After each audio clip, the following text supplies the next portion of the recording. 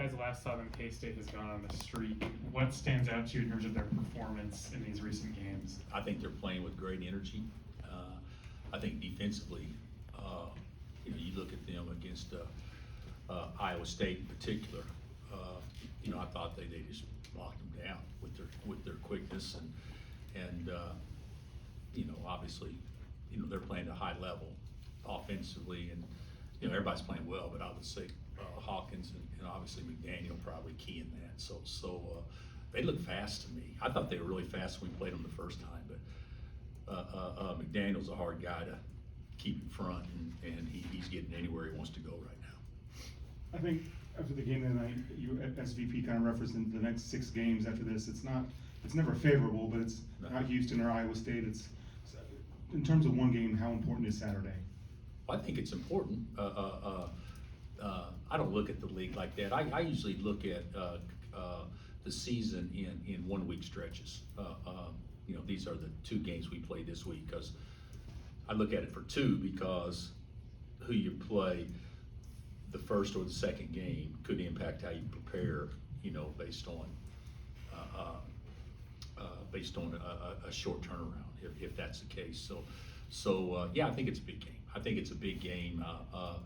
We've done ourselves absolutely no favors in the league race. So I'm not going to make it where it's a, win or bust type game from a league standpoint, but because a lot of things would have to fall perfect in order to even have a chance to get back into that. But I do think it's a big game. It's a big game for them too. They've won 4 in a row, if I'm not mistaken, and playing their best ball of the season. And we've actually, you take away a half, which obviously is a big deal. We played our best ball here since we played them as well. Even against Houston, we played well. We just didn't close. But it'll be a big game. I'm sure the place will be turned up. How is Rakis doing at this point? He's fine. Yeah, he's fine. He practiced yesterday. Yeah, I anticipate him being available to us, if we go that direction. But from a health standpoint, he's fine. And then in terms of the break between Monday and Saturday, especially when there were no bye weeks in the Big 12 this year, how valuable is that, and how have you made use of the additional time? Well, we practiced yesterday minus 5 guys. We didn't have 5 guys practiced yesterday, and then we had 5 guys. Everybody else practiced. So I mean, everybody was there, but we didn't make 5 of them get out there and go through the same hour-long practice as everybody else, because we're those guys are logging a lot of minutes, and Shaq's foot is still tender. So I think a little bit of time will probably benefit us, and we obviously don't have it again until I think we go to Colorado. Is that right? And then Houston to finish up. So this would be the first time we've had this opportunity this year. Bill, you're talking about the Big 12 title race with you guys, but in terms of how the standings shake out now, has anything surprised you, or are the teams in contention the teams you thought would be in contention? I don't think there's really been a lot of shock other than Texas Tech. To me, Texas Tech was picked. I don't know where they were preseason. You probably know better than me.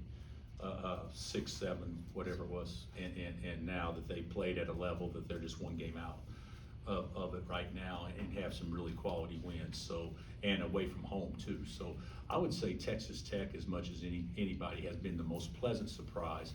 That I think everybody else has kind of held true to form, at least from my perspective. What did the tape show on AJ's performance first half versus second?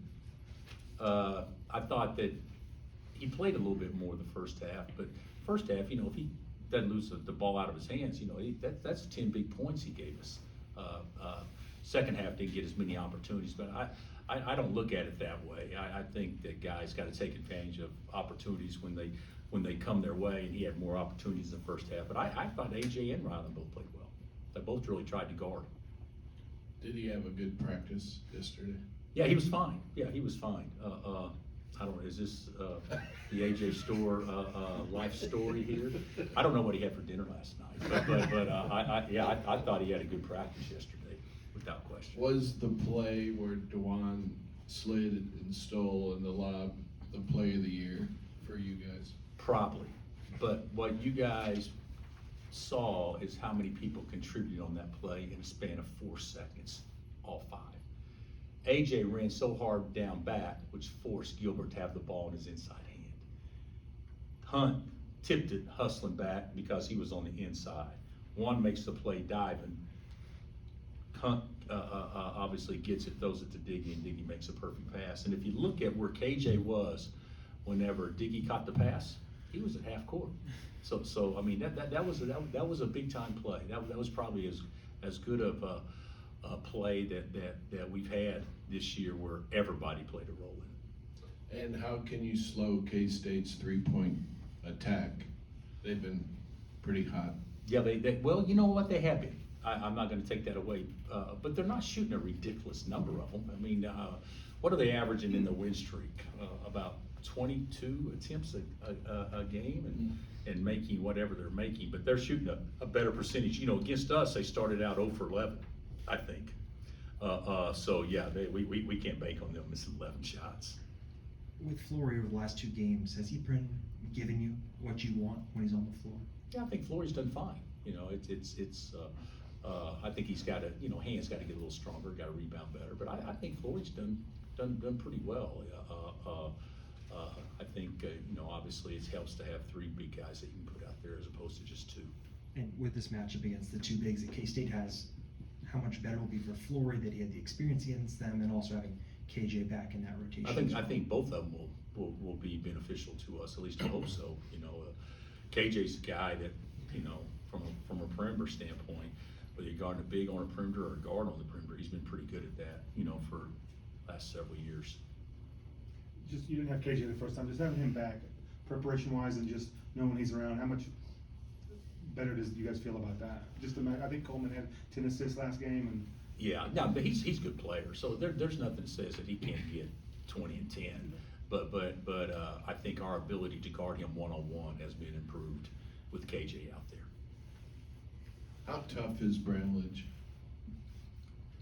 You mean the exterior wall?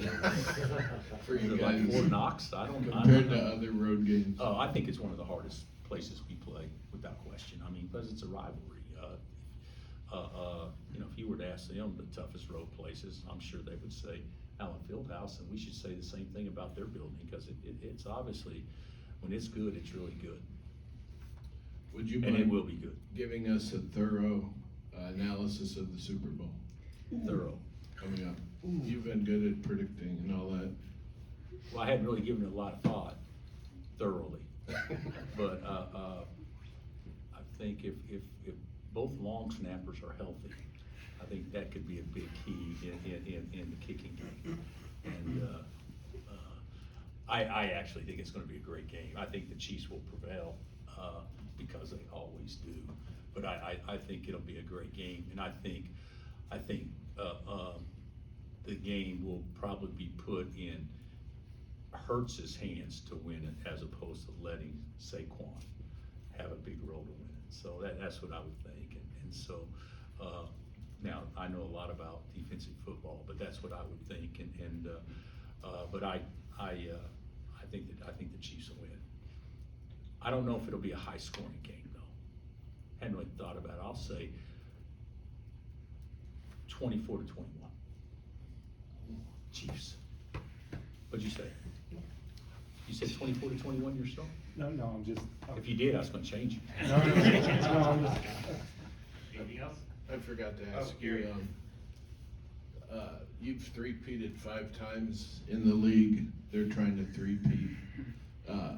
How tough is that, and what do you think about that? Well, I don't even compare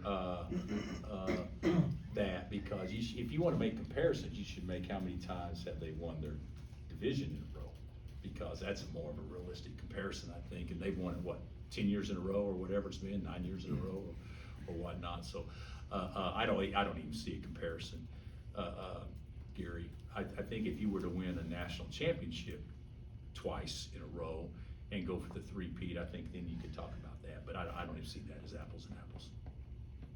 All right, thanks. Thanks, All right, Coach. guys.